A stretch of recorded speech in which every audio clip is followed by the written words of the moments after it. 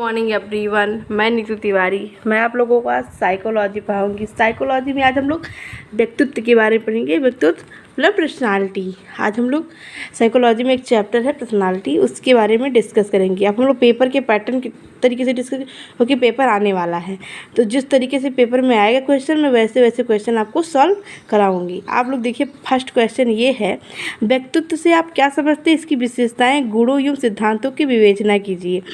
जैसा कि आप लोग जानते हैं, व्यक्तित्व का अर्थ तो सब लोग जानते हैं कि पर्सनालिटी है क्या, लेकिन हम पूरा सिद्धांत से बताएंगे कि ऐसे ऐसे पेपर में लिखना है।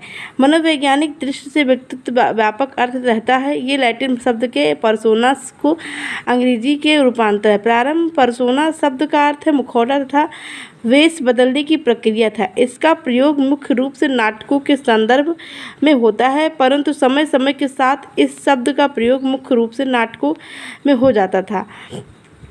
इस काल में किसी भी विशिष्ट प्रकार के शारीरिक अथवा आंतरिक गुणों वाले व्यक्ति को ही पर्सोना कहना आरंभ कर दिया गया। वास्तव में व्यक्तित्व शब्द इसी अर्थ में संबंधित है। अब हम लोग धीरे धीरे करके सारे क्वेश्चन को देखेंगे। आप ये लोग देखिए कि व्यक्तित्व एक विस्तृत पत्ते है। इसके अंतर्गत मनुष्य आंतरिक एवं बाहरी दोनों गुणों का समन्वय रहता है। व्यक्ति कोई स्थायी प्रभाव नहीं होता। समय समय पर व्यक्तित्व का स्वरूप बदलता रहता है। वास्तव में व्यक्तित्व द्वारा ढंग से कहते हैं जिसके द्वारा व्यक्तित्व किसी भी परिवेश के साथ समुचित अनुकूलन है, उसका व्यक्तित्व उत्तम है। विभिन्न व्यक्तियों को अपने प्रवेश के साथ अनुकूलन भिन्न भिन्न होता है, इसी कारण से उनका व्यक्तित्व भिन्न भिन्न माना जाता है। व्यक्तित्व सदैव व्यवहार के आधार पर होता है। ये होता है व्यवहार।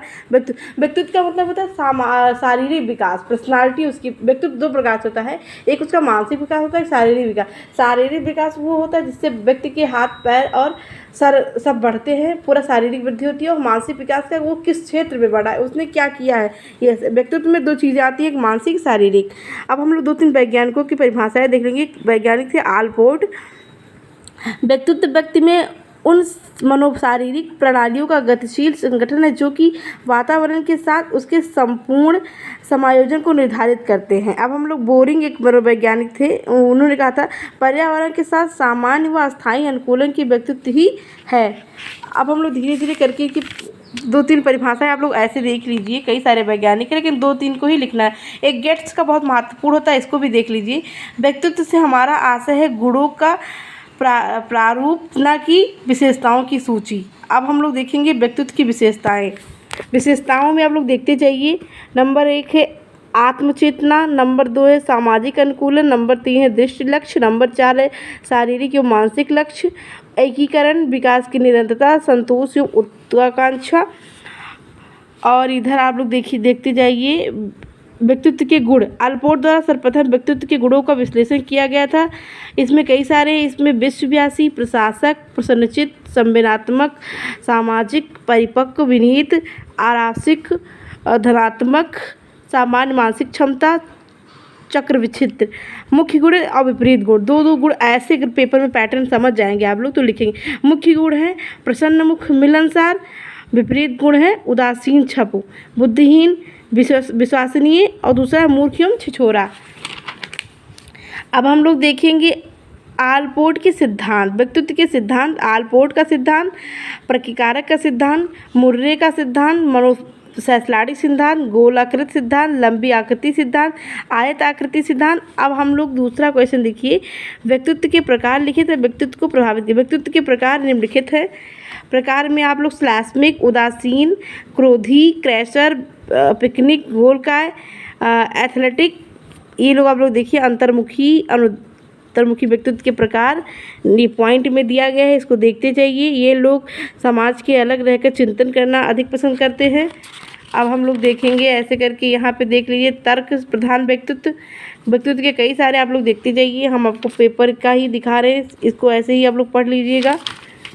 ये यहाँ पे देखते जाइए क्वेश्चन, भौगोलिक वातावरण, शिक्षालय का प्रभाव, बाल्यावस्था के अनुभव।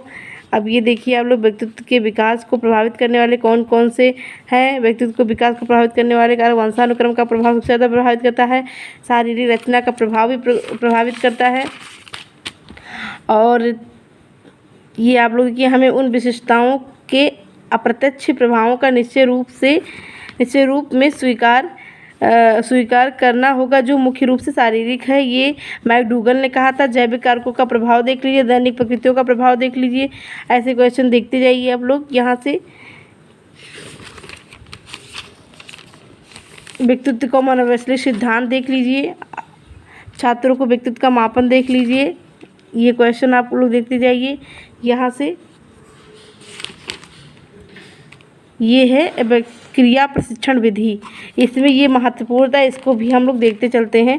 इस विधि को व्यवहार परीक्षण विधि के नाम से भी जानते हैं। इस विधि का निर्माण द्वितीय विश्व युद्ध के समय अंग्रेजी और अमेरिकन मनोवैज्ञानिक द्वारा सेना के अफसरों का चुनाव के लिए किया गया था। इस विधि में इन बात का परीक्षण किया गया कि व्यक्ति अपने वास्तविक जीवन में किस प्रकार क्रियाकलाप करता है या व्यवहार करता है, अपने वास्तविक जीवन में किस प्रकार रहता है, वो इसमें है परीक्षण करता है। इस निष्कर्ष पर पहुंचते ही हैं कि ईमानदारी विशिष्ट आदतों का समूह है, न कि व्यक्तित्व का सामान्य गुण। ये विधि थी। व्यक्तित्व का चैप्टर यहीं पे ख़त्म होता है। आपको ये वीडियो कैसा लगी हमको प्लीज़ लाइक करें, कमेंट करें, सब्सक्राइब करें। अगर आप लोग को कोई भी सीरीज़ लेना है तो बीपीएम की लीजिए, सबसे अच्छा पेपर इसमें आता, फंसता भी पेपर है और बीपीएम बहुत अच्छा है।